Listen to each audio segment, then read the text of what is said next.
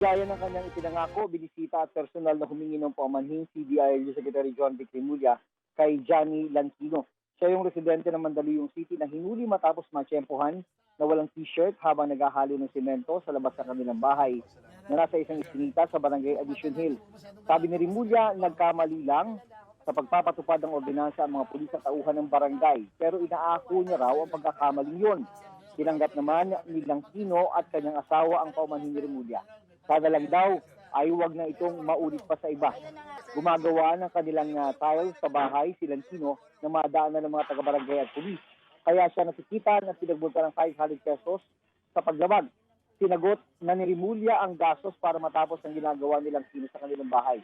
Ibinalik ni Remulla ang 500 pesos sa kapitan ng Barangay Addition Hills na si Carlito Cernal na siyang nagbayad ng multa ni Lancino. Humingi rin ng tawad ang barangay tado na si Ariel De Loreto na siyang nanikip kay Lancino.